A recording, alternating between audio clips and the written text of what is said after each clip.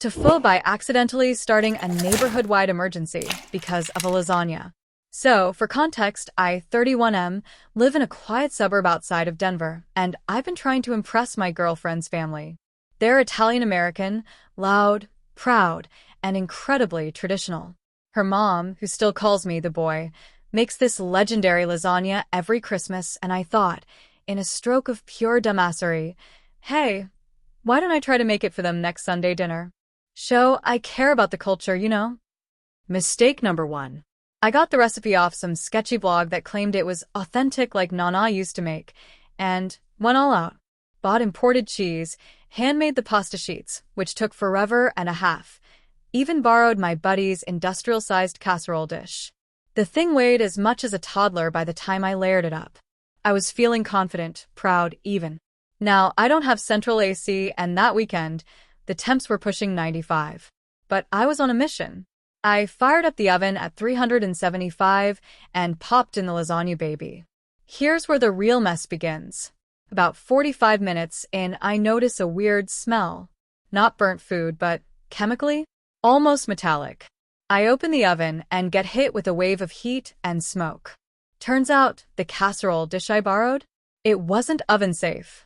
The bottom had some weird coating that had started to melt or burn or both, and was now fusing itself to the metal rack while emitting a toxic-smelling cloud that I can only describe as death lasagna. I panic and pull it out with oven mitts, but as I do, the dish cracks in half and molten lasagna lava spills all over the floor and down into the lower heating element. Immediately, smoke erupts like a volcano from the oven. The fire alarm starts screaming. My dog starts howling. I do what any sane person would do. I scream and fling open all the windows and doors, and then try to pour water on the mess, mistake number 2. Of course, this only makes the smoke worse. Water plus burning cheese plus molten ceramic equals some kind of unholy stench cloud that rolls out my front door like the fog in a horror movie. Within 5 minutes, a neighbor is banging on my door asking if I'm okay. I try to wave them off, coughing, covered in sauce and regret. But they already called 911. Cue 3 fire trucks, 2 squad cars, and a very concerned group of elderly neighbors gathering outside in pajamas and sun hats. I'm standing on the lawn, shirtless, covered in lasagna carnage like a war survivor, trying to explain to the fire chief that it's just a cooking incident, not a meth lab explosion. They go inside, do their inspection, and one of them jokes, loud enough for everyone to hear, that he's never seen a lasagna detonate like that. As if that wasn't humiliating enough, my girlfriend pulls up during this exact moment with her parents in the car, here for the big dinner. She steps out, sees the fire trucks, the crowd, me and my tomato sauce horror show, and her dad just nods silently, as if he's finally gotten confirmation that I am, indeed, an idiot. But wait, it gets better. Apparently, one of the neighbors down the street live-streamed the whole thing. The caption? Suburban cooking goes nuclear. It hits the local Facebook group, and by the next morning I'm getting texts from coworkers asking if I'm the lasagna guy. There's even a meme floating around of me holding the broken casserole dish like Simba in The Lion King, only someone photoshopped flames behind me and labeled it the Circle of Strife.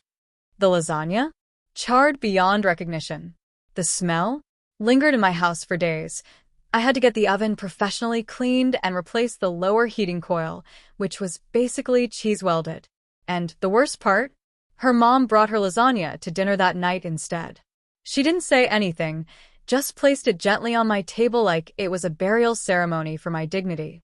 It was delicious. Of course it was. So yeah. TIFU by trying to make an impression, and instead creating what may go down in suburban history as the Great Lasagna Incident of 2025. If you enjoyed the video, don't forget to leave a like and subscribe to the channel. It helps the content grow and motivates me to create even more great videos. Turn on notifications so you don't miss any new uploads. By the way, I'm curious, when do you usually watch my videos? While working, studying, or just relaxing at home? Let me know in the comments. I'd love to hear from you. Thank you for your support. TIFU by trying to impress my girlfriend's parents with a homemade meal and setting their dog on fire. So this happened a few weeks ago, and my social life is still recovering. For context, I, 29M, have been dating this amazing woman, Olivia, 27F, for almost a year. Things have been going really well, and it finally reached the point where she wanted me to meet her parents. They live about an hour outside the city in a picturesque little town that looks like it was designed for Hallmark movies. Think porch swings, golden retrievers, neighbors who wave too much, that sort of thing. Now, Olivia's parents are very homey. They cook, they garden, they go to church every Sunday, and they have strong opinions about young men these days. So, obviously, I wanted to make the best impression I could. Olivia mentioned her mom was a huge foodie and her dad was obsessed with grilling. That was all I needed to know. I offered to cook dinner for all of us. A bold move, I know, but I wanted to go all in. I even practiced the meal twice the week before. My piece de resistance was a roasted duck with an orange glaze. Fancy, but approachable. I brought my own duck from a specialty shop in the city, packed it in a cooler, and drove out there on Saturday morning. We arrived around noon. Her parents greeted me with smiles and polite stiffness. They weren't unfriendly, but I could tell they were sizing me up. Her dad, Bill, was particularly stoic. He had the classic dad stare, that eyes narrowed, arms crossed. What are your intentions with my daughter kind of vibe. He also had a golden retriever named Max. Max was, in every way, a good boy. Big, fluffy, and clearly the most loved member of the family. Anyway, the plan was to cook dinner around 5. I'd brought all the ingredients, my favorite cast iron pan, and even a fancy apron Olivia had gotten me as a joke that said, "Let's get basted." They actually laughed at that, so I thought I was doing well. I started prepping around 4. The kitchen smelled amazing. Orange zest, garlic, rosemary, the works. Olivia's mom hovered in that mom way, asking helpful but slightly judgmental questions like, "Did you wash the duck?" "Yes, and do you always cook with that much butter?" "Also yes." I was sweating, but in control. Now here's where things went sideways. Part of the duck recipe involves searing it first before roasting. I'd done this on my gas stove at home without issue. Her parents had an old-fashioned electric stovetop and a small kitchen, so I asked if I could sear it outside on the grill burner. Bill looked surprised, but agreed, probably impressed that I even knew what a grill burner was. So I head outside, apron on, duck in one hand, pan in the other. Max followed me out like a little soldier, tail wagging. I set the pan on the burner, turned it up to high, and let it heat. A bit too long, maybe. I tossed the duck skin side down, and it sizzled beautifully. The smell was divine. I was starting to feel like Gordon Ramsay in flannel. Then I noticed the flare-up. The fat from the duck dripped down, hit the burner, and a small fireball erupted. Nothing major, just a whoosh. I instinctively jumped back and knocked over the pan. Hot duck fat splashed everywhere, including, unfortunately, onto Max. Now, before you panic, Max is fine. But in that moment, it was chaos. The poor dog yelped and took off like a bat out of hell, bolting across the yard, leaving a trail of duck grease and smoke. His fur wasn't on fire, but it was definitely singed, and he looked like he had just barely survived an explosion in a cartoon. I dropped everything and ran after him, pan still in hand, screaming, "It's okay, buddy. I'm so sorry." Olivia's parents came out just in time to see me chasing their greased-up, terrified dog around the yard with what looked like a smoking weapon. Eventually, Max dove into the koi pond to cool off, which honestly might have saved both of us. I stood there, panting, covered in duck fat, while Olivia's dad just said, "What the hell just happened?" I started to explain, but Olivia was doubled over laughing, tears streaming down her face. Her mom was frantically trying to towel off Max, who looked absolutely traumatized but otherwise unharmed. Dinner was tense. I finished cooking inside, but the duck was overdone and dry. No one said much. I tried to joke about firing up the grill too much, but it landed with the grace of a fart in church. Olivia's mom dabbed her eyes with a napkin every time she looked at Max. Her dad just drank bourbon and stared at the table like he was planning a funeral. Mine, probably. After dinner, I helped clean up and apologized again, but the mood was unsalvageable. Olivia was still giggling in the car on the way back, but she assured me her parents would forgive me. Eventually. The next day, I sent a massive bouquet of flowers to her mom and a gourmet dog treat basket to Max. Bill hasn't responded to any of my texts, but apparently he told Olivia he respected my effort. Or, at least that's what she says to make me feel better. Lesson learned: don't try to cook duck to impress a grill master. Especially not with a dog who thinks you're his new best friend. Max still wags his tail when he sees me on FaceTime, so I think we're cool. Just not allowed near open flames anymore. TIFU by accidentally joining a cult while trying to impress a girl from Hinge. This happened about 3 months ago, and I'm just now feeling emotionally stable enough to talk about it. It still makes me cringe into another dimension when I think about it, but here we go. I matched with this girl, Maya, on Hinge. She was witty, artsy, and had that kind of chaotic energy that makes you feel like you'll either fall in love or wake up in another country. Her profile said she was spiritually aligned and seeking authenticity, which should have been my first clue that we weren't just talking about yoga and journaling here, but I'm an idiot with a fragile ego and a subscription to optimism. After a few days of messaging and some late-night FaceTime calls, she invites me to an intimate community gathering her friends were hosting that Friday. I assumed this was a chill house party, maybe a jam session with people in oversized sweaters and herbal tea. I'm not cool, but I can pretend to be. So Friday rolls around. I show up to this big old farmhouse about 40 minutes outside of the city. It's giving haunted Airbnb vibes, but with fewer ghosts and more wind chimes. There are about 20 people there, all barefoot, all smiling like they know something I don't. Maya greets me with a long hug, not the normal 3-pack kind, but the we're one soul kind. My city-raised, socially anxious self was already sweating. They invite me to take off my shoes and sit in a circle. There's no alcohol, but someone passes around this thick herbal tea that tastes like earth and regret. I sip it, trying to be polite. They start with introductions. Everyone shares their true name, which they claim came to them in dreams or spirit quests. One guy, who looked like he once managed a GameStop, says his name is Thundering Wolf. I say, "Hi, I'm Alex," and everyone just sort of nods like I've said something brave. Then things escalate. Someone dims the lights. The host, this silver-haired woman named Leora, starts chanting.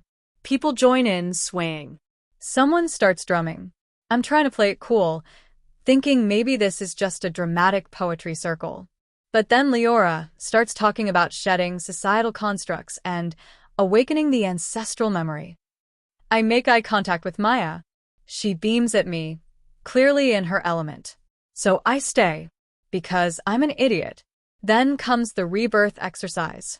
They blindfold us, guide us outside, still barefoot, and tell us to connect with the soil. I'm standing in the cold grass, pretending not to be freezing, blindfolded and holding hands with strangers while someone sprinkles something that smells like rosemary and weed over our heads. We're led back inside for the unveiling, and they pass around these woven sashes and say we've all been marked by the flame. Everyone ties one around their waist like it's the most natural thing in the world.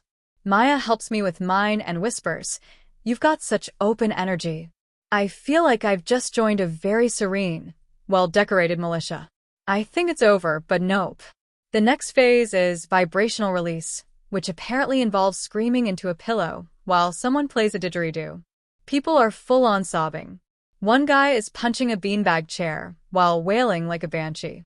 I try to let out a light yell, but it comes out more like a hiccup, and the woman next to me pats my shoulder like I'm doing my best. Then we do partner work. I get paired with Maya. We sit cross-legged and stare into each other's eyes for what felt like 6 weeks. She whispers affirmations like, "Your light is a gift," and "I honor your vulnerability." My brain is melting, but my hormones are like, "Go with it." Then comes the big twist. They offer me the chance to officially join the circle. I think this is symbolic. I say yes. Wrong. They bring out a paper, a literal contract. I skim it, and it's full of phrases like devotional alignment, monthly offerings, and energetic accountability. I laugh nervously. They don't. Maya looks at me, eyes full of hope. I panic sign the thing with my middle name, because I figure that makes it less legal. They cheer. Someone places a crown of sage on my head. I have now apparently committed to something I don't understand. After the ceremony, Maya pulls me aside and says she's proud of me. I ask her, "So, what exactly is this group?" She smiles and says, "We're not a cult. We're a soul family." Spoiler, it was a cult. Over the next few days, they bombard me with texts and emails about upcoming harvest circles, energy cleanses, and a weekend retreat that costs $2,000 and involves ego death in the forest. They send me a packing list that includes a blade for symbolic cutting of ties. I try to ghost, but Maya keeps messaging me. She sends long voice notes about my spiritual awakening and how she saw me merge with my etheric body. She tells me I've been called. I finally break and tell her I'm out. She gets mad, like scarily mad, says I've betrayed the divine agreement and that my aura has turned murky. Then she blocks me. A week later, I get a manila envelope in the mail. No return address. Inside is a photo of me from that night, blindfolded in the grass, holding hands with strangers. There's a note on the back that says, "You are still among us, brother." I moved apartments 2 weeks later. So yeah, TIFU by pretending to be into spiritual stuff to impress a girl and accidentally pledging myself to a group that bathes under full moons and screams into pillows. Let this be a lesson. Always read the fine print, especially if it's written in calligraphy and smells like sage. TIFU by not realizing my girlfriend's twin sister wasn't her for 3 entire days. So this happened about a year ago, but it still haunts me every time I hear the word identical. For context, my 27M girlfriend, let's call her Sarah, is an identical twin. Her sister's name is Emily. They grew up extremely close and still hang out all the time. I knew she had a twin when we first started dating, but for the first 6 months of our relationship, I'd only met Emily twice, and briefly. Once at a party, and once when she dropped off some stuff for Sarah. Both times they looked very alike, but Sarah had a nose ring and always wore her hair in a loose bun. Emily didn't have a nose ring and wore her hair down. That's how I told them apart. Now, here's where things start spiraling. Sarah had to leave town for a work conference for a week. This wasn't a surprise. She told me months in advance, and I even dropped her off at the airport. She was flying to Denver for 5 days of tech seminars and networking stuff. She hates flying, so I tried to be extra sweet and helped her prep the night before. Everything seemed normal. 2 days after she left, I got a text from her that said, "Hey babe, my sister needs a place to crash for a few days. Hope it's cool if she stays at our place." I already gave her a key. Sarah and I had been living together for about a year, so her inviting Emily didn't seem like a big deal. I said sure. That night, I came home from work, opened the door, and there she was. Emily. She smiled and said, "Hey," kinda shy, and I said, "Make yourself at home." She was wearing a hoodie and her hair was in a bun. I just figured Emily had changed up her look. Now here's the thing. From that point on, things got weird. Not in a red flag way, just subtle things. Emily made my favorite dinner that night, which surprised me because Sarah had only made it once. But I figured sisters shared recipes. Then there was the way she spoke to me. She used some inside jokes that only Sarah and I had, laughed the way Sarah laughed, even used the nickname for me that only Sarah used. I thought it was a little strange, but chalked it up to twin telepathy or whatever. The second night, we watched a movie on the couch. She fell asleep with her head on my shoulder. At that point, I was starting to feel weird. Like I knew something was off. But I kept telling myself, identical twins. They're bound to have similar mannerisms. And she was just being friendly, right? Then came day 3. I got up early to go for a run. When I got back, she was in the kitchen making coffee. She turned around, and boom, there was the nose ring. In her left nostril. Just like Sarah's. I stopped dead.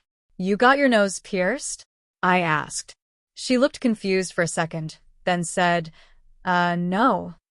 My heart dropped. "Wait, Sarah?" She raised an eyebrow. "Are you okay?" I just stood there, trying to process the last 72 hours. My girlfriend never left. Or maybe she did, and came back early? But then I remembered. I dropped her off at the airport. She sent me pictures of her badge at the conference. She even texted me daily updates. So who the hell was this? She must have seen me freaking out because she suddenly said, "Babe, what's going on?" And that's when I realized. That was Sarah. I nearly passed out. Turns out, Sarah never went to the conference. She got the dates wrong. It was scheduled for the following week. When she realized her mistake, she decided to surprise me by just coming home a couple hours later. She didn't want to tell me she'd messed up the dates because she was embarrassed, so she played along with the idea of Emily staying over, thinking it'd be funny to see how long it took me to figure it out. 3 days. 3 days I lived with my own girlfriend thinking she was her sister. She cooked for me, joked with me, watched movies with me, and I never caught on. She thought I was playing along. I was not. The breaking point for her was the second night when she put on one of my shirts to sleep in, something she always does, and I told her, "You even smell like Sarah." She thought I finally caught on and was being romantic. I thought I was losing my damn mind. We had a long talk after that. She was amused but also low-key freaked out by how easily I was fooled. I was humiliated. I had spent 3 days analyzing her every move, trying to determine if this woman in my apartment was my girlfriend or a perfect clone. It caused some tension between us for a while. Sarah started questioning how well I actually knew her, and I had to keep reminding her that it was her idea to pretend to be her twin. I wasn't expecting a surprise identity crisis in my own apartment. To this day, I still triple-check her nose every time I come home. The worst part? When I finally saw Emily again at Thanksgiving, she had gotten a matching nose ring as a joke and wore her hair in a bun. I almost had a stroke. To fool by thinking I could out-petty my neighbor and accidentally exposing myself to the entire cul-de-sac. So, for context, I live in a quiet suburban cul-de-sac, the kind where everyone pretends they're friendly but secretly judges the length of your grass and whether or not your recycling bins are sorted properly. My neighbor, whom I'll call Ken because he looks like a sentient golf cart and has that permanent smug expression, has had beef with me for a while now. The kind of beef that didn't start with a bang, but with a subtle, annoying whimper. It started last summer. I put up a hammock between 2 trees in my front yard to relax on weekends. Nothing fancy, just a basic fabric one. Ken decides this is somehow an affront to the HOA aesthetic or his personal sense of what constitutes a respectable front yard, and he starts making little passive-aggressive comments like, "Looks like someone's taking a permanent vacation," or "Must be nice to turn your yard into a campsite." I ignored him at first. But then came the garbage Ken thing. He reported me for unsightly placement of my trash bins, claiming they were visible from the street. They were barely. I got a warning from the HOA. That was strike 2. Strike 3? I have motion sensor lights along my driveway. Ken claimed they were blinding and submitted some dramatic complaint about light pollution. I had to angle them down. Fine. Whatever. I adjusted. But then, about a month ago, Ken installed a motion-activated sprinkler system. Right on the edge of his lawn, pointed suspiciously close to my side. He claimed it was to deter raccoons. Except these raccoons apparently only come out when I take the trash out at night, or when I'm mowing the lawn too close to his edge. So, I did what any level-headed, mature adult would do. I plotted revenge. I decided I'd play the long game. I bought an extremely realistic raccoon costume off eBay. Not some cheap Halloween thing. I'm talking full-on theater production quality, fur, tail, even articulated claws. It was ridiculous. My plan was simple. Dress up, sneak over at night, and trigger the sprinklers repeatedly until Ken either gave up or lost his mind trying to catch the raccoon. The first night, it worked beautifully. I skulked along the edge of his lawn around 1 a.m., crawling low, scratching at the ground. The sprinklers blasted me right in the face, and I ran off dramatically into the bushes. I watched from behind a tree as Ken came out in a robe and slippers, flashlight in hand, cursing into the darkness. Second night, I brought a friend. Yes, a friend agreed to this, and we took turns being the raccoon. One of us scratched at his fence, the other climbed a tree. It was glorious. Ken's porch lights kept flicking on and off. He was yelling into the night like a madman. By the third night, I felt invincible. I even added sound effects from my phone, raccoon chatter, growling. Ken was on edge. He put out some kind of trap. Things were escalating. And then came the fateful night. I was out solo this time, around midnight. The air was chilly, and the neighborhood was dead quiet. I was halfway into the act, clawing at his bushes, when I realized I really needed to pee. Like, urgently. I had stupidly had 2 beers before suiting up. Now, the costume was a full-body zip-up. Taking it off was a process, and I didn't want to do it in his yard. So I did what I thought was clever at the time. I scooted behind my own hedge, turned toward my house, and tried to, go discreetly while still halfway in costume. The problem? The motion-activated lights on my driveway, the ones I had angled downward, lit me up like a spotlight at a Broadway debut. Anyone looking out a window would see what looked like a man-sized raccoon standing upright, hunched over, aggressively peeing on his own lawn. But wait, it gets worse. Ken, who had clearly been on high alert, had installed a Ring camera facing the street. The kind with night vision and audio. And, because I was in the light, his camera got a perfect shot. He caught everything. He must have been watching the feed, because suddenly I hear him from across the street yelling, "I got you, you furry freak." And then, I kid you not, he throws a net. Like a fishing net. The thing actually lands on me, tangles up my arms, and I stumble backward, midstream, into the grass. I'm flailing like a deranged animal, trying to untangle myself, and in the process, I trip and fall face first into my sprinkler system box, knocking the wind out of me. At that exact moment, a car comes around the corner. It's a police cruiser.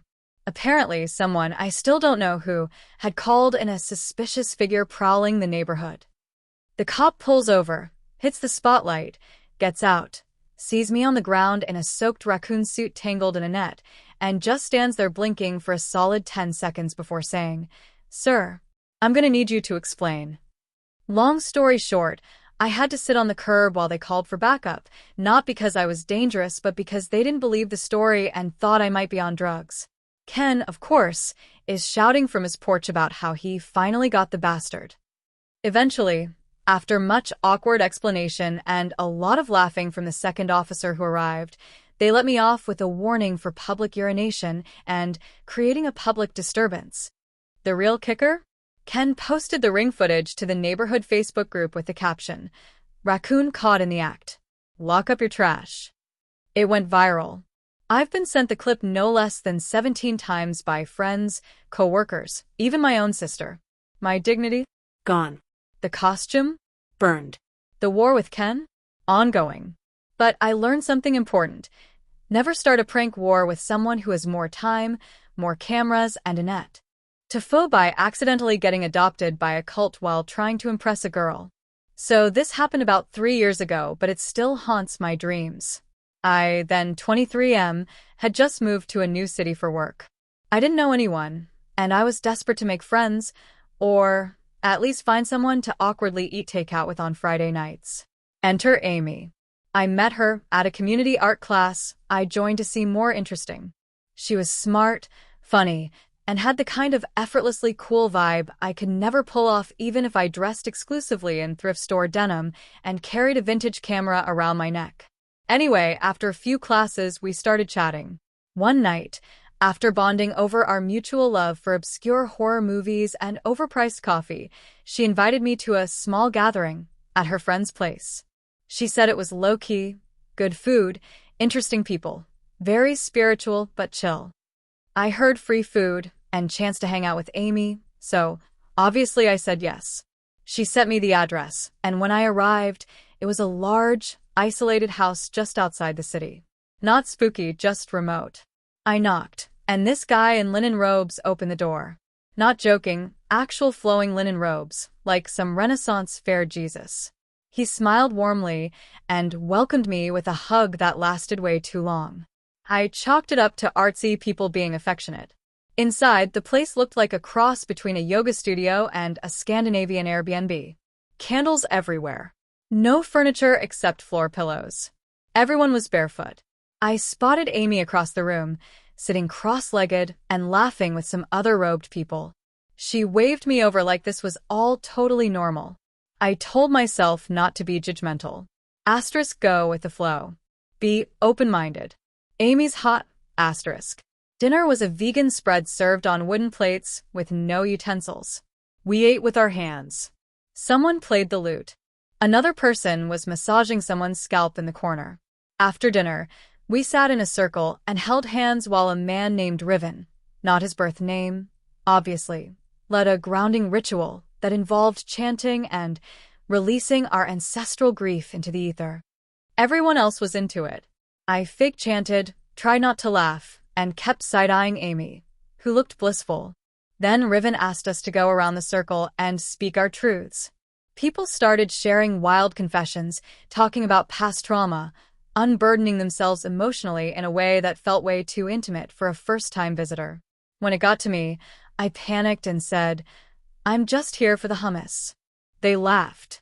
Riven called me a delightful jester spirit. Amy winked at me. I thought I was killing it. After that night, Amy started texting me more. She invited me to more gatherings. Against all logic, I kept going. Each event got a little weirder. There was a silent retreat weekend where we weren't allowed to make eye contact. A fire circle where we burned, symbols of our former lives. A trust exercise that involved blindfolds, ropes, and someone whispering "shed your ego" into my ear while rubbing lavender oil on my shoulders. At some point, I realized this wasn't just a quirky friend group. This was a cult. A real one. They called themselves the Circle of Becoming and had an internal hierarchy, initiation ceremonies, and a document called the Pathway Manifesto that they made me sign after a cleansing sauna. I thought it was like a waiver for hot rocks and dehydration. Spoiler, it was not. By the time I was invited to move into the sanctuary, a shared compound where they all lived off-grid, I was in way too deep. I hadn't seen Amy outside the group in weeks. She was now calling herself Serafina. She tried to convince me to legally change my name to Ash. Not because of anything, just Ash has no past, only renewal.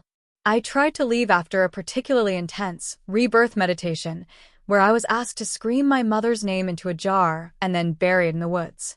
But they were weirdly resistant. Riven said I had been chosen by the collective resonance.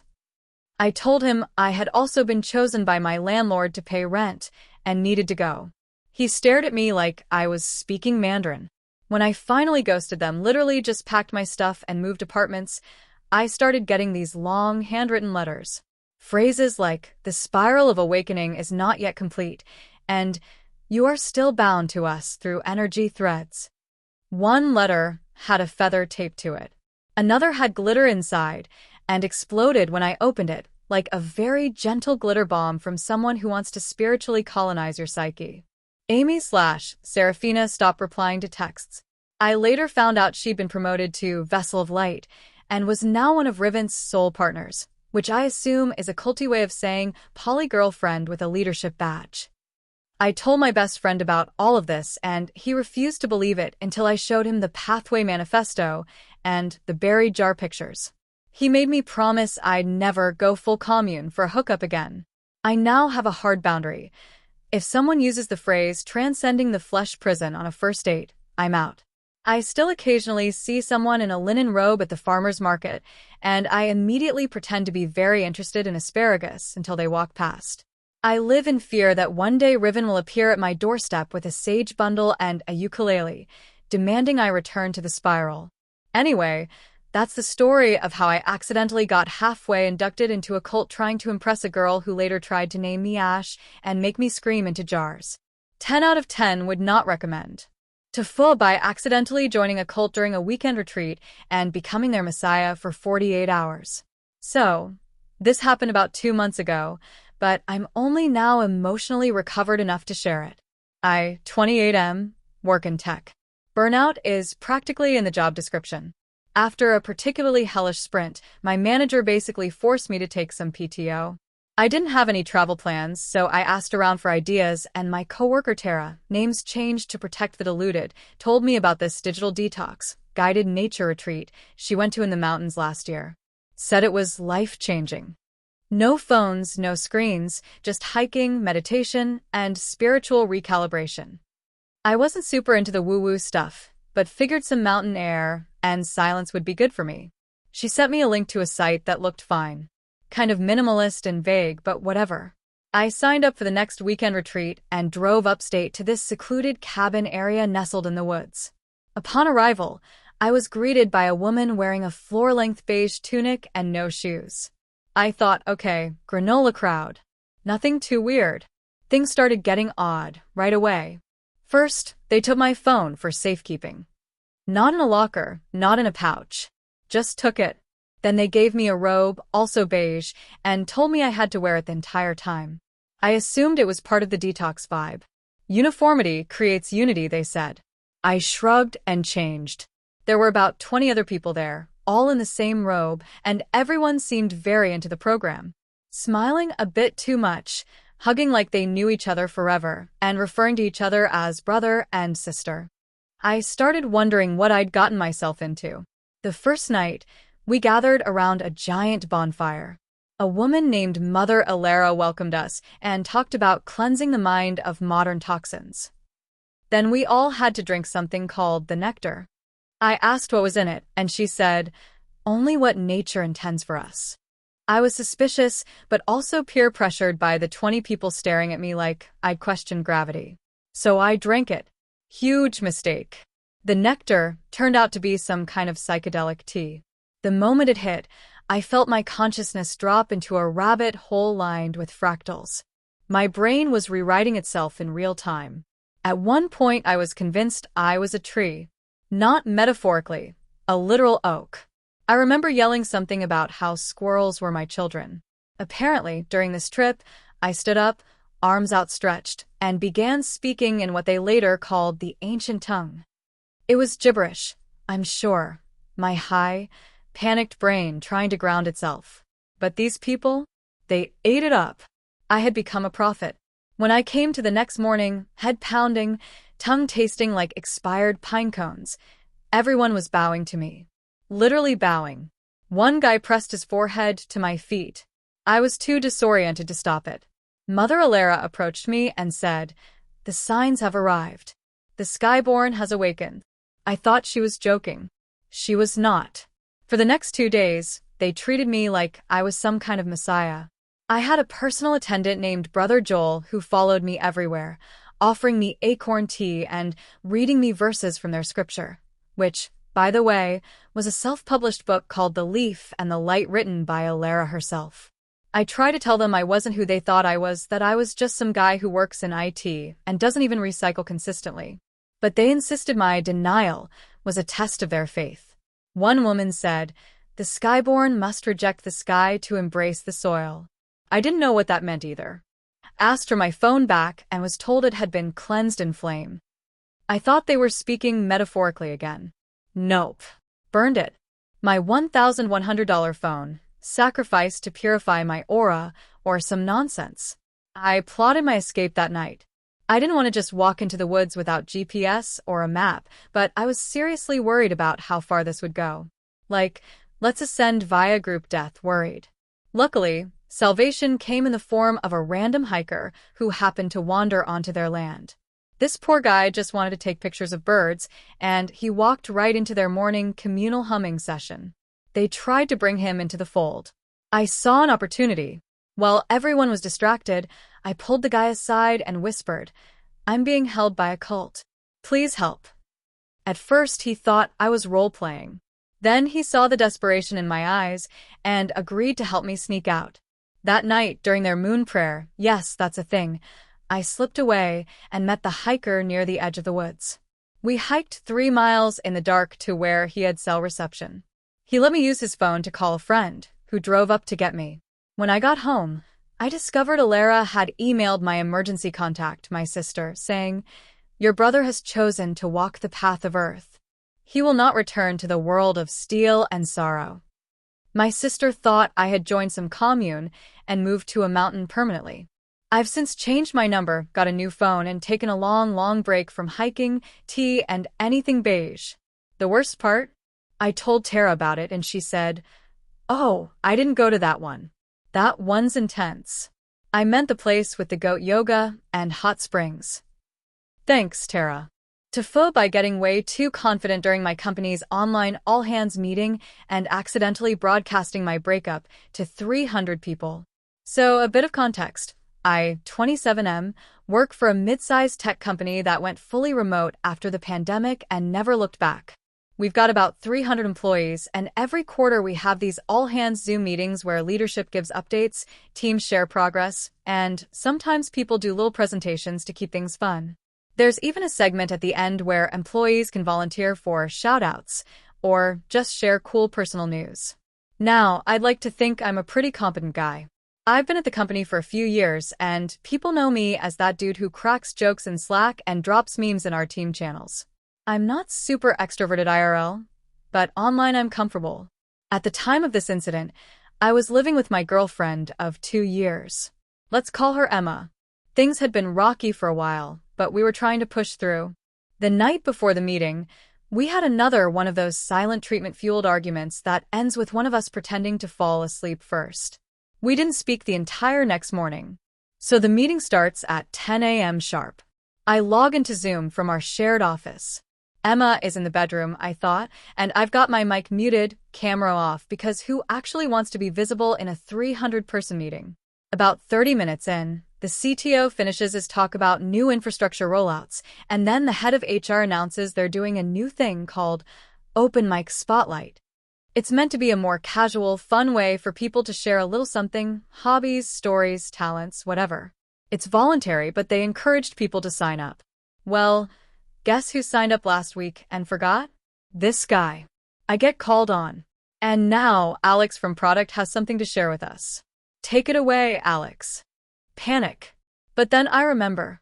Last week, when I was feeling optimistic and still believed in love and carbs, I had signed up to perform a short comedy bit. I do stand up on the side, nothing crazy, just local open mics. So I unmute, turn on the camera, and launch into this 3-minute bit I wrote about working from home and the weird things you catch your neighbors doing at 2 a.m. It goes surprisingly well. People are laughing. I even see some clapping emojis. Confidence level. God tier. Then, without thinking, I go off script. I riff. I improv. I let the adrenaline guide me. And I make a joke about when your girlfriend stops talking to you but still uses your Spotify Premium like she pays for it. People chuckle. Emboldened, I keep going. Oh. And here's a fun fact.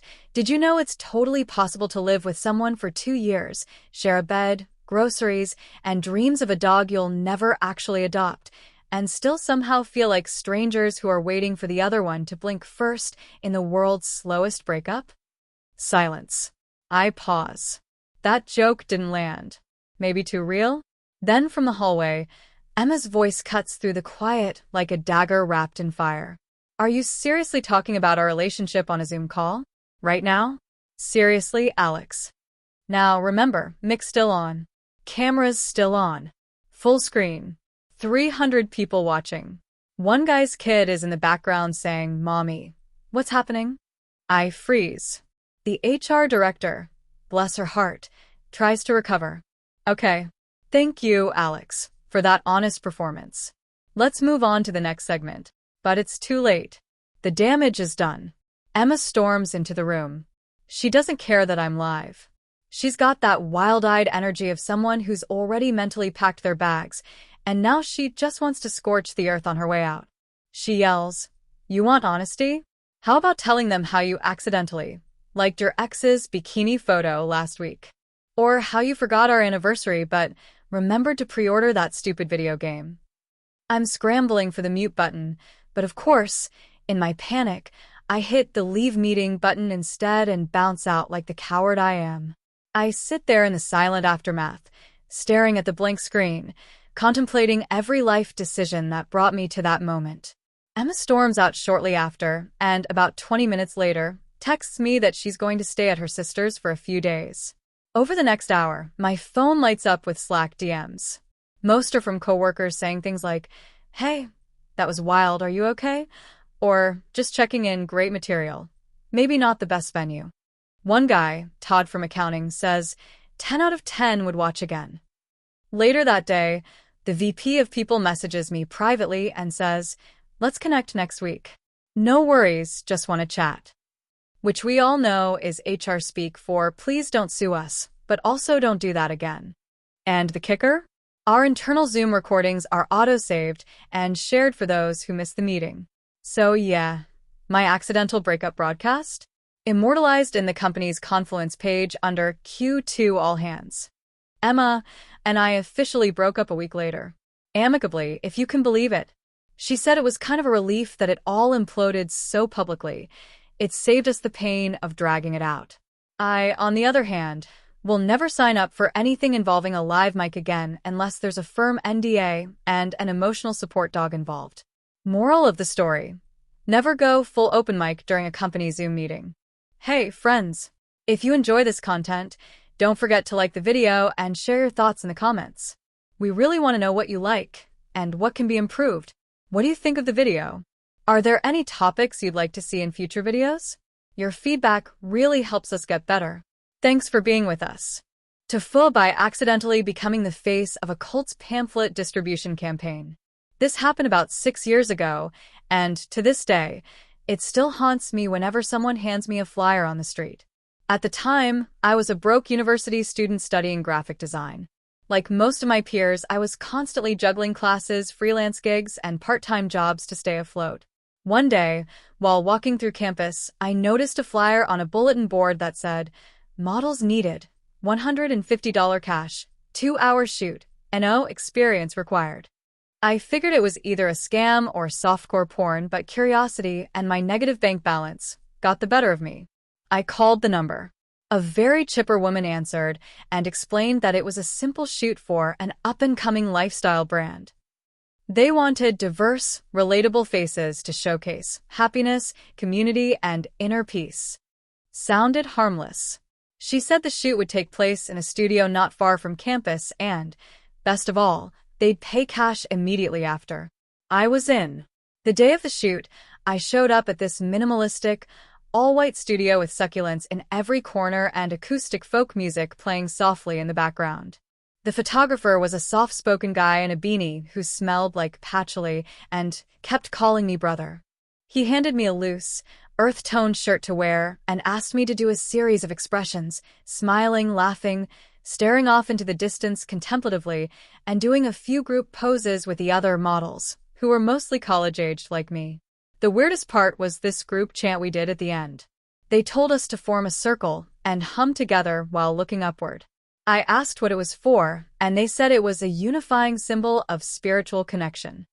I figured whatever. I'd done way dumber stuff for art school. Afterward, I got my $150 and left. I never thought about it again. Fast forward 3 months. I'm walking downtown with a friend, and we pass by a group of very enthusiastic people handing out pamphlets. One of them looks directly at me, grins, and goes, "Hey, it's you." I stop, confused, and the guy hands me a pamphlet. Dead center on the front cover is a high-resolution photo of me, arms outstretched, looking euphorically into the sky like I just achieved nirvana.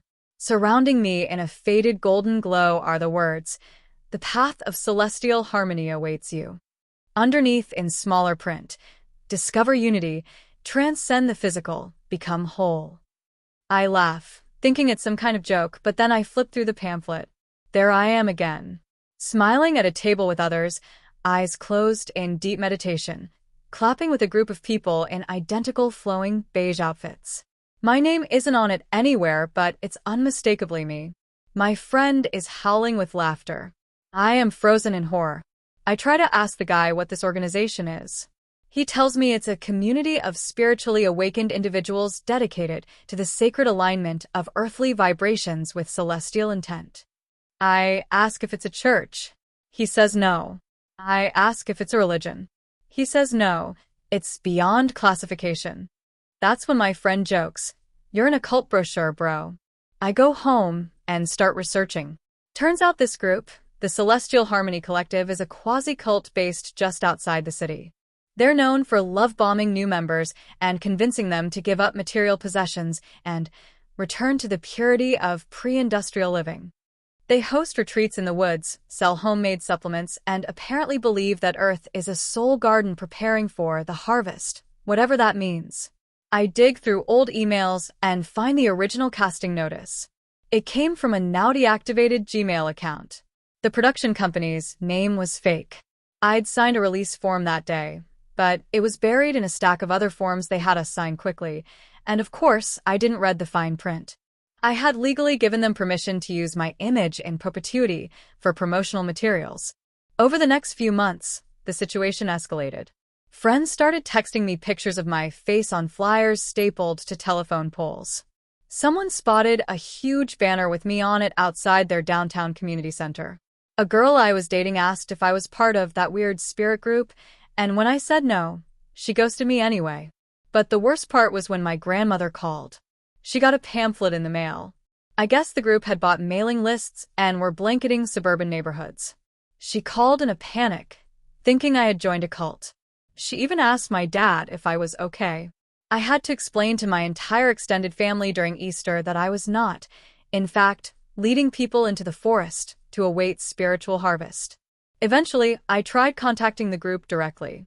I emailed their communications outreach node. Yes, that's what they called it. I explained that I was never a member and didn't want my image associated with their ideology. I even offered to return the $150 and begged them to stop using my face.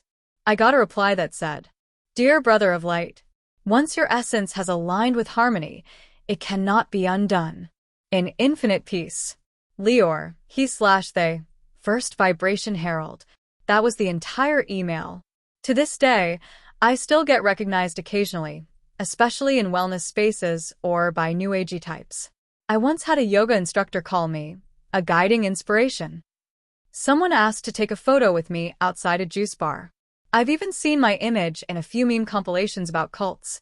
I've changed my look a lot since then. Grew a beard, got a nose ring, dyed my hair. But every once in a while, someone squints at me like they're trying to place where they've seen me before. It's always a gamble.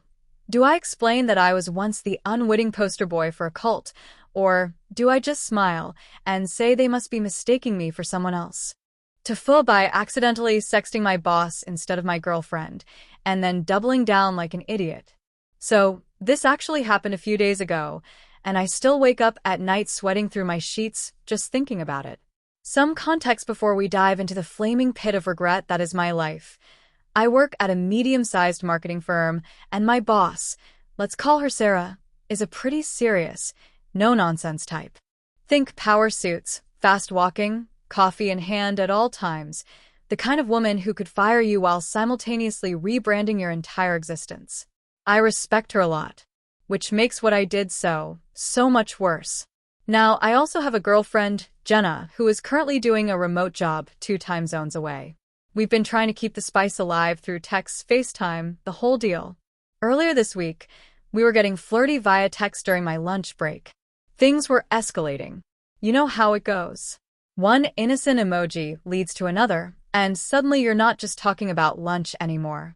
I'm sitting in a quiet corner of the office cafeteria, alone, headphones in, trying to eat my sad microwave burrito while whispering sweet digital nothings to Jenna.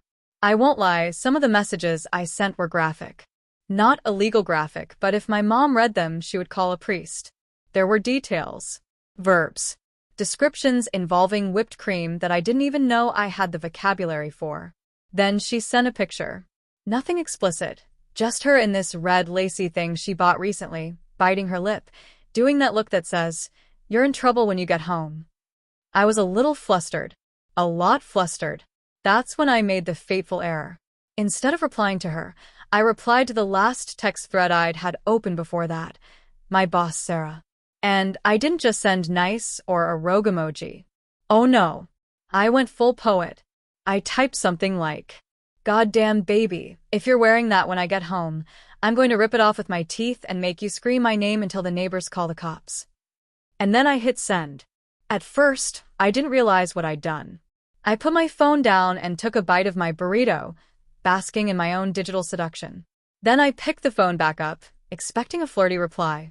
What I saw instead was a horrifying line of text reading. Delivered to Sarah, boss lady. I froze. My soul left my body. I started doing this weird inhale laugh cry thing, like I couldn't breathe, but I also could not. My stomach fell into my shoes. I immediately threw my phone onto the table like it was possessed. A few heads turned. I tried to play it cool, but I looked like I had just witnessed a murder and was trying to act casual about it. Now here's where the story should have ended. A quick apology. Blame the text on a wrong number situation. But no. No. I was in panic mode, and for reasons that are still unclear, I decided to double down. I picked up my phone and fired off another message.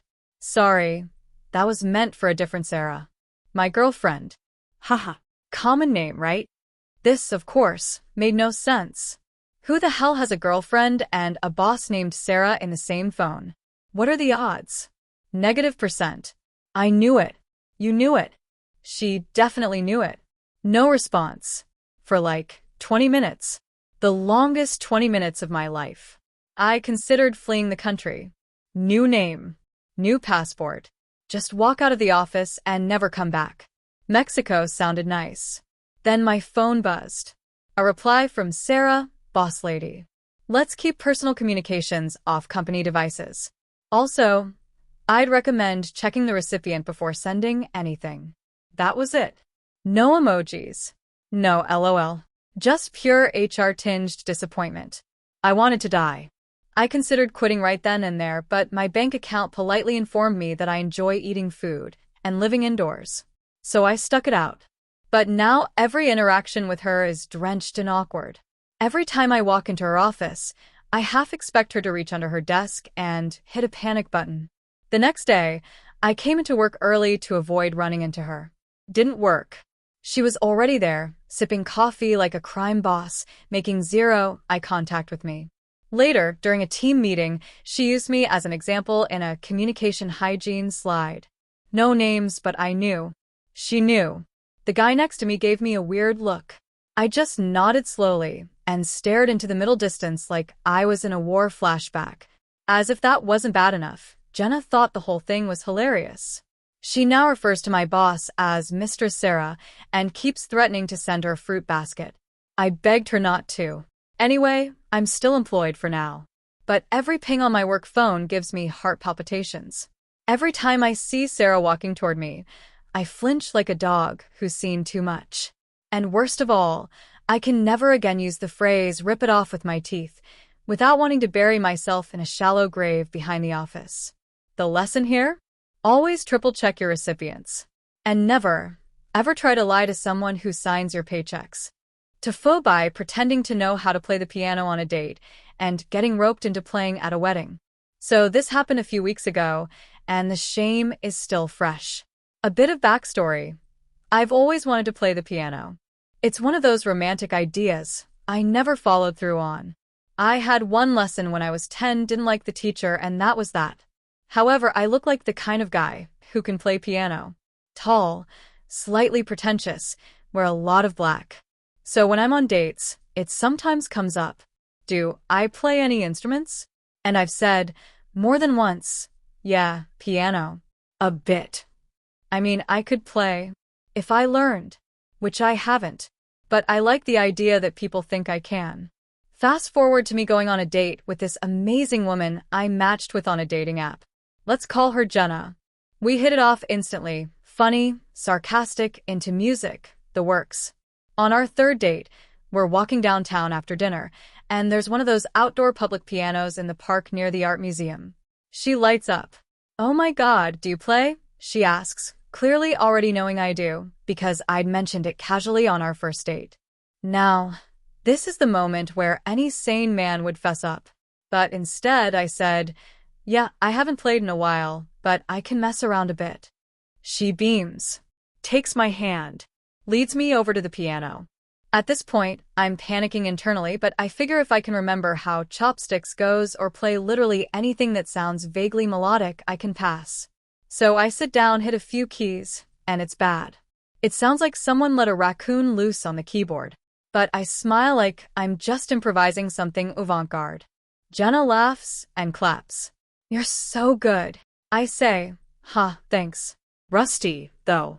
I should play more. She says, you have to meet my sister. She's getting married next month and still hasn't picked a ceremony pianist. She'd love you. I laugh awkwardly and say, sure, happy to meet her. That should have been the end of it. But nope. A few days later, I get a text. Asterisk, you free Friday? My sister wants to meet you. We're doing a little get-together at her place. Asterisk. So I go. Her sister, Rachel, is super sweet, mid-30s, very warm, and very stressed about her wedding. I do my best to seem like a chill, talented pianist. Rachel says, so Jenna tells me you play piano? I nod. Yeah, I play a bit. And then the sentence that starts my descent into hell. Would you consider playing during ceremony? It's just the processional and maybe 1 or 2 songs. We're not doing a full band or anything. I'm trying to backpedal, saying, I'm not really a professional, but Jenna chimes in. He's just modest. He's great. Rachel clasps her hands. Oh, that's perfect.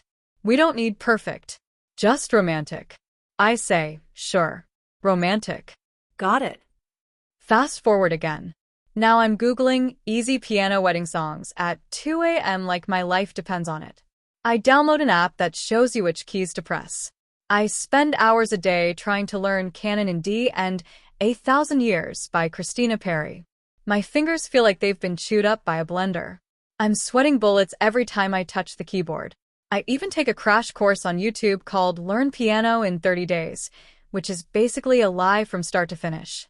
It's like learning an entirely new language while someone yells, do it in front of an audience in 2 weeks.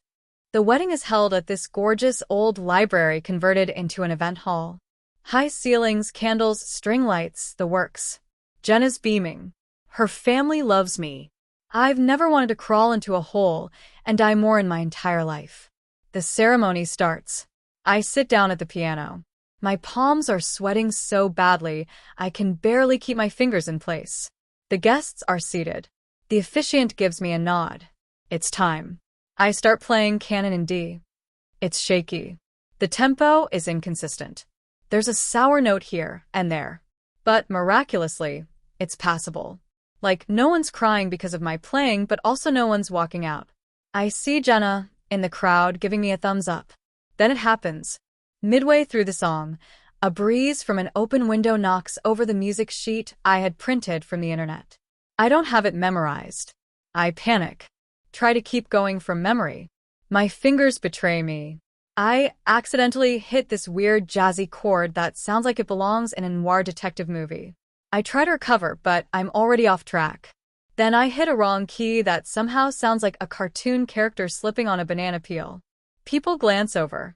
The officiant looks confused. I stop. Dead silence.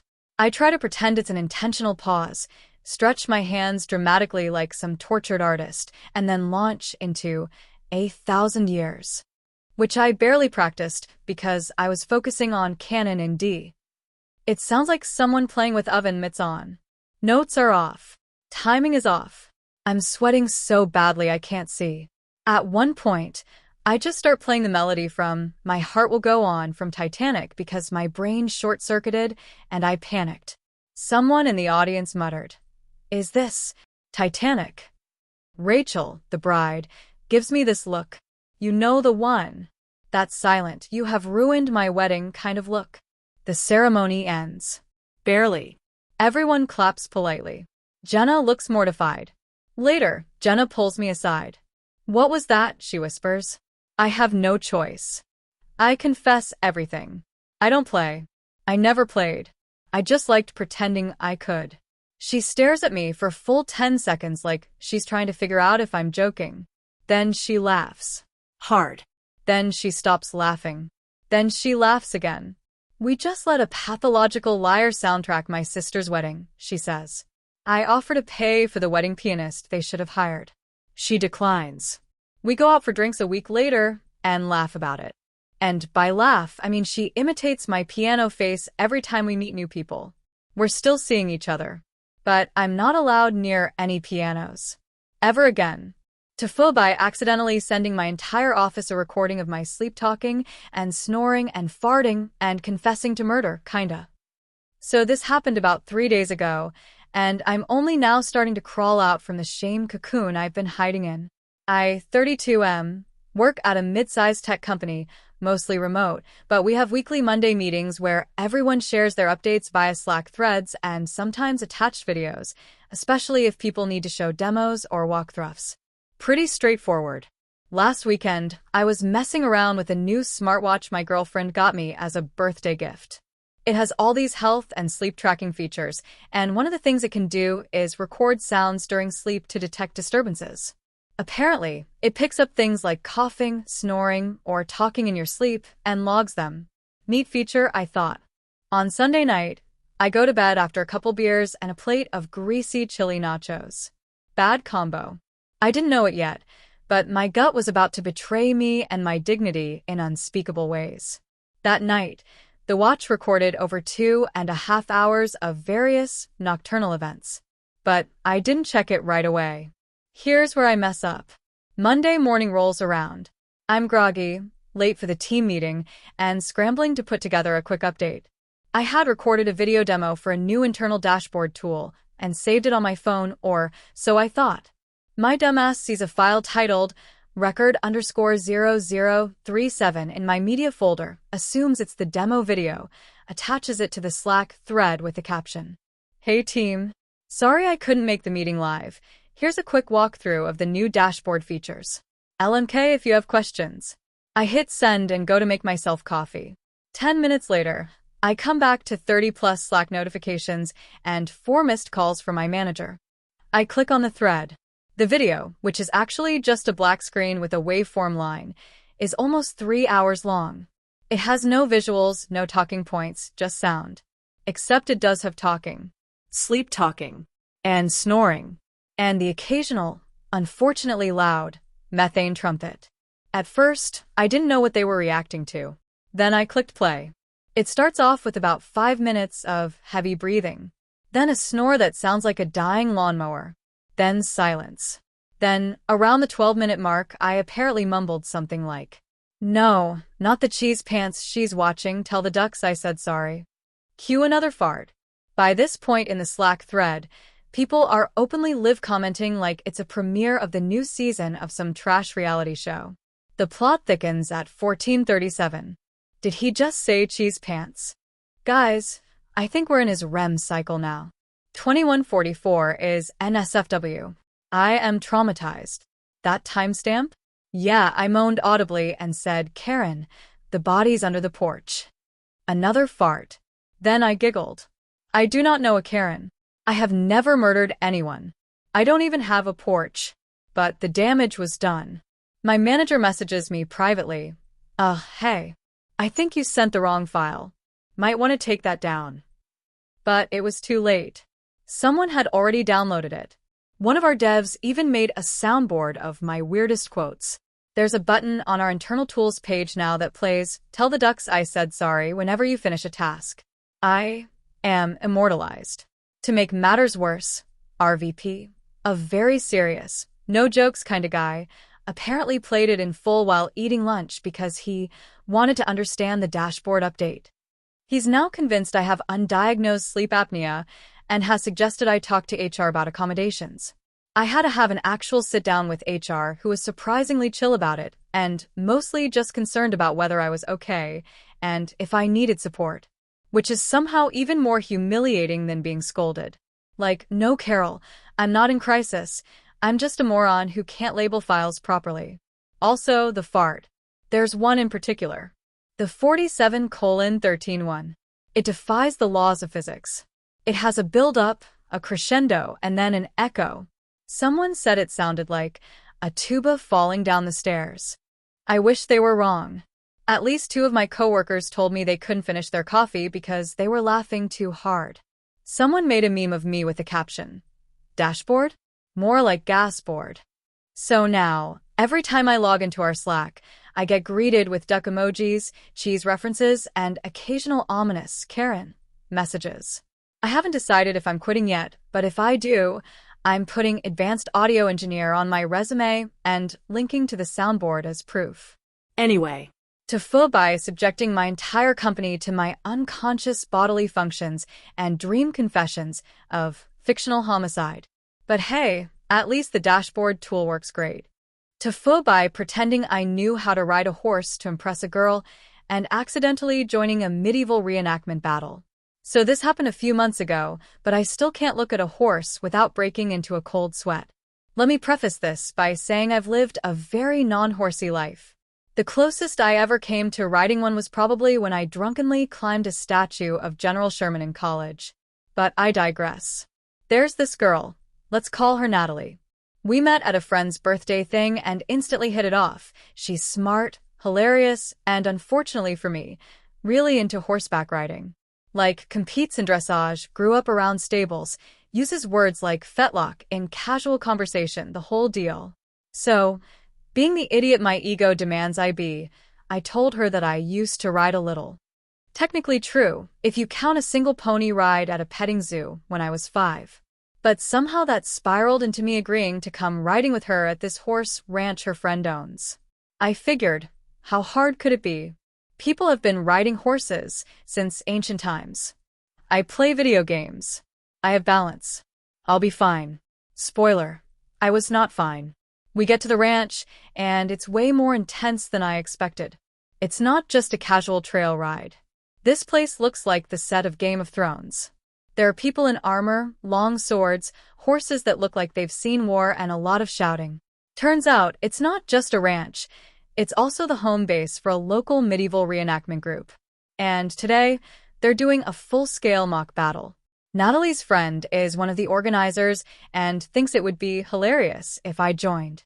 Before I can protest, I'm being fitted with a borrowed tunic, thrown onto a horse named Beelzebub, yes, really, and handed a blunt spear that still looks sharp enough to ruin my week. Natalie gives me an encouraging smile like this is just a fun bonding activity and not a death sentence. So now I'm sweating through historically inaccurate linen while astride 1,200 pounds of pure muscle and spite, desperately trying to look like I'm not seconds away from shattering my tailbone. The battle begins. Horns blow. People scream things like, "For the kingdom." I mostly scream internally. Beelzebub, clearly sensing that I'm not the alpha in this relationship, takes off like a bat out of hell. Not a dignified trot. Not a casual canter. I'm talking full speed, cavalry charge. I drop my spear immediately and cling to the saddle like it's a lifeboat, and I'm going down with the Titanic. We barrel through the fake battlefield. I somehow miss a guy swinging a foam mace at me by pure dumb luck and the sheer speed of a horse. From the sidelines, I hear someone yell, "That guy's really into it," which I guess is what it looks like when you're screaming in terror and holding on for dear life. Beelzebub eventually tires, or maybe decides I've suffered enough, and slows down. We come to a halt near a group of enemy soldiers who are in the middle of staging a surrender. In my dazed panic, I think they're actually attacking, so I raise my hands, still empty, because I dropped my only weapon 2 minutes in, and shout, "I have no beef with you people." This is apparently hilarious, because they all break character and start laughing. Meanwhile, I try to dismount, which I've only seen done in movies, so I swing one leg over and immediately catch my foot in the stirrup, fall sideways, and land directly in a mud puddle in front of 15 confused spectators and a very disappointed Beelzebub. Natalie runs over trying not to laugh. She helps me up and says, "You did great, Lancelot." I try to smile, but I think I chipped a tooth when my helmet, which I didn't strap on properly, slipped forward and smacked me in the mouth during the ride. The cherry on top? Someone filmed the entire thing. The footage made it onto the reenactment group's YouTube channel under the title Sir Derpalot's First Battle, and has since racked up over 80,000 views. The top comment is this guy okay? Followed by a timestamp of me flopping off the horse like a dying fish. To Natalie's credit, she didn't ghost me after this. She said it was the most entertainment she's had in years and, weirdly, kind of admired the fact that I went through with it. We even dated for a while, but I could never live down my new nickname in her circle of friends, the Reluctant Knight. So yeah, I learned a few things that day. 1. Horses are not bicycles.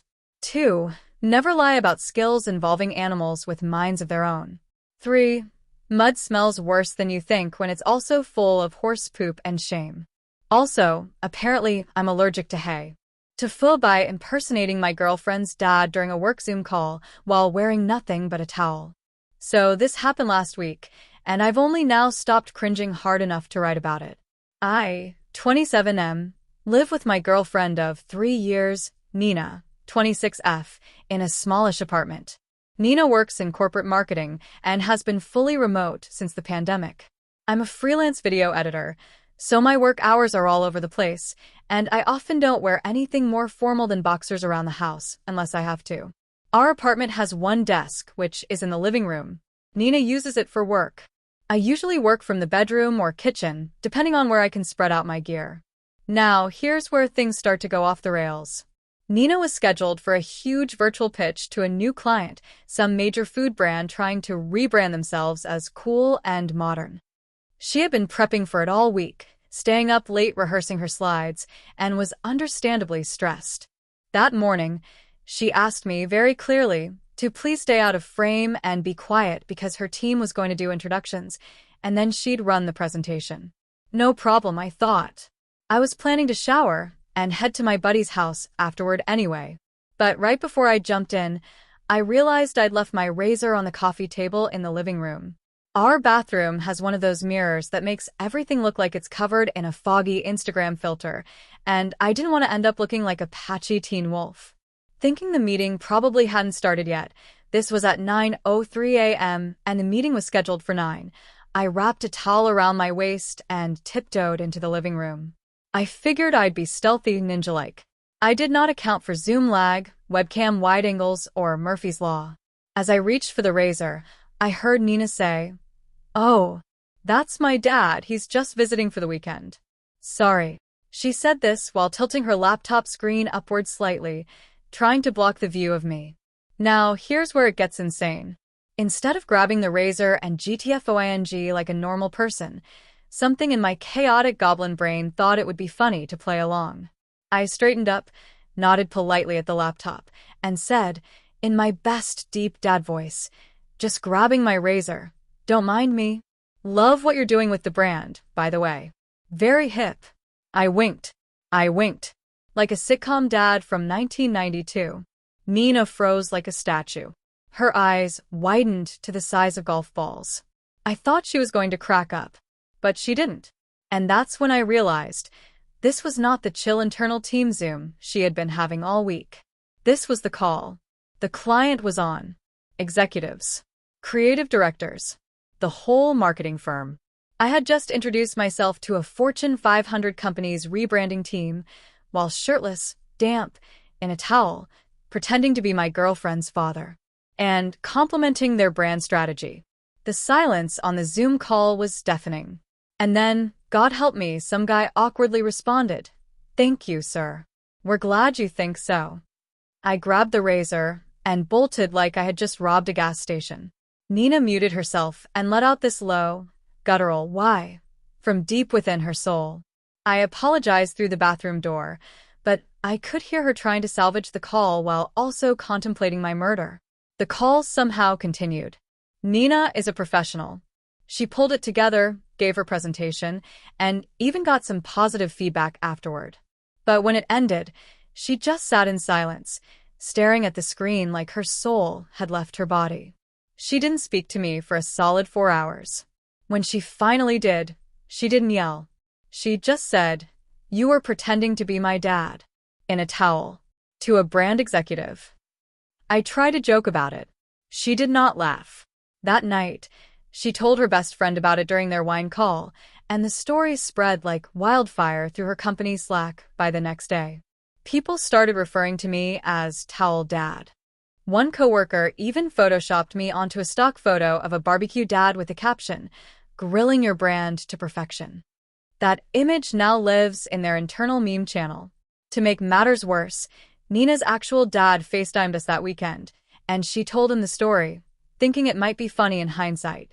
He laughed so hard he cried. Then he said, "Well, at least I've been replaced by someone with confidence." The brand still hasn't decided on a partner agency, so there's a non-zero chance that the final decision on a multi-million-dollar campaign could hinge on whether or not the client believes Nina's shirtless boyfriend is secretly a marketing savant. Needless to say, I now double-check her meeting calendar and wear clothes in shared spaces. Every time I hear the word rebrand, I get PTSD flashbacks of winking in a towel. TIFU by trying to surprise my girlfriend with a romantic bath and nearly burning down the apartment. So this happened last weekend, and I'm still not sure if she's forgiven me, or if she's just too stunned to react properly. For context, my girlfriend, let's call her Sam, and I have been dating for about a year. We recently moved in together into a decent one-bedroom apartment. I'm not usually the romantic gesture type. I'm more of a surprise leftover tacos guy, but I figured it was time to step it up a notch. She'd been super stressed with work lately, so I thought I'd do something sweet. Surprise her with a hot bath, wine, candles, music, the whole 9 yards. Pinterest-level romance. Except I've never really done this kind of thing before and underestimated just how many ways it can go wrong. The plan was simple. Draw a bath around 6 p.m., add some bath bombs I found on Amazon that had surprisingly good reviews, play a chill Spotify playlist, light a bunch of candles, pour some wine, and lead her in when she got home at 6:30. It started out all right. The bath bomb turned the water a shimmering purple with swirls of gold. Kinda looked like a galaxy. Smelled like lavender, and something I can only describe as fancy soap store. I put on a playlist called Sexy Jazz Vibes, which in hindsight sounds like music you'd hear in an elevator in a French adult film, but I was committed. Then came the candles. I may have gone overboard. We had one of those bulk boxes of tea lights from IKEA, and I was like, more candles equals more romance, right? So I lit about 30 of them and spread them across the bathroom, on the counter, along the edge of the tub. Even one balanced on the back of the toilet for symmetry.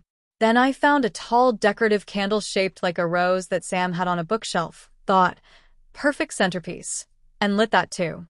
So, 31 candles. One small bathroom. No windows open. A bath bomb tub. Jazz, saxophone, mood music. And me, wearing nothing but a bathrobe and an overconfident smile. Right as I poured the wine, Sam texts, heading up now, elevator slow. Perfect timing. I grab the wine glasses, strut out of the bathroom like a Casanova, and wait by the door. She walks in, clearly tired, sees me in my robe, and just starts laughing. I explain that I've made her a surprise bath. She seems touched. We head to the bathroom together. So far, still cute. We open the door. A thick cloud of lavender-scented smoke punches us both in the face. It turns out 31 candles plus no ventilation equals the ambience of a witch's sauna. But I try to play it cool and say something like, sensual, right? As we step inside. Then I hear a plop. I look down. The decorative rose candle I had balanced on the back of the toilet has tipped over and fallen into the trash can, which, of course, contains tissues, a paper towel roll, and the plastic wrap from the bath bomb. And it is now on fire. I panic. Sam screams. The jazz saxophone hits a particularly suggestive note. And I, in full-blown idiot mode, try to put out the fire by grabbing the shower head from the tub and swinging it around like a fire hose. Except the tub is already full. I pull the faucet valve and water starts spraying out of the tub spout instead of the shower head. I'm standing there whipping a dry shower hose over a growing trash fire, while water splashes gently into a bath of sparkly purple glitter.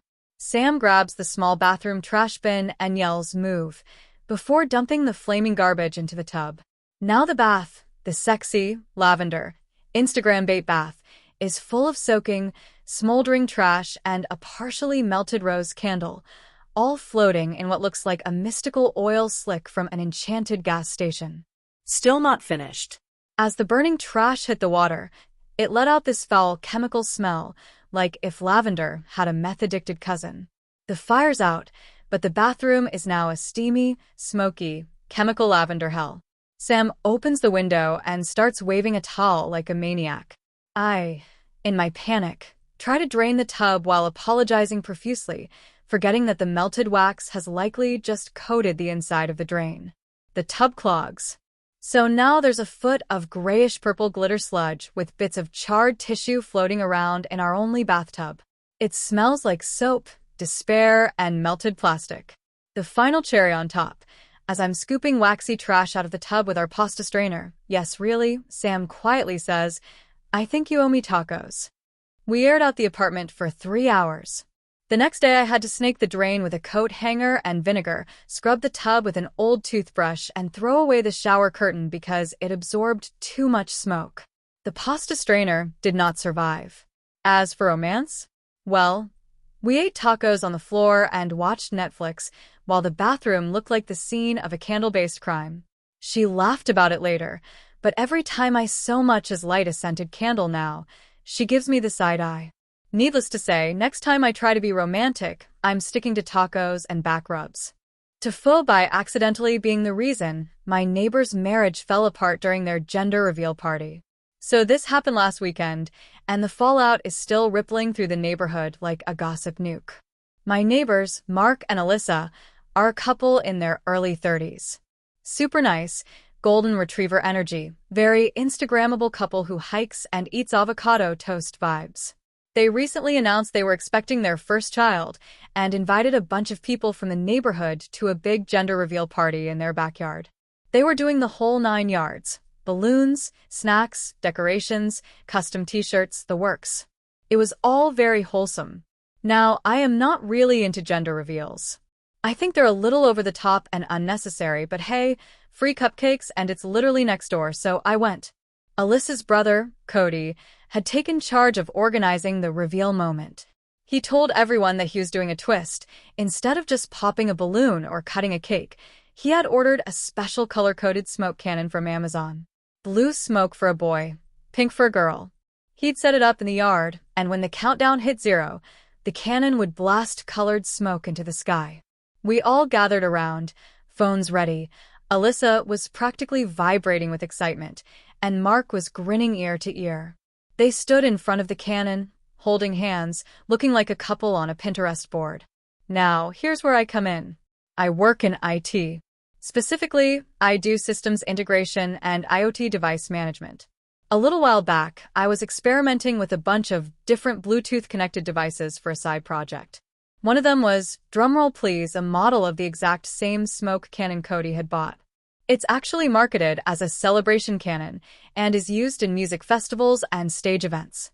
It connects via Bluetooth to a phone app, so you can remotely trigger it.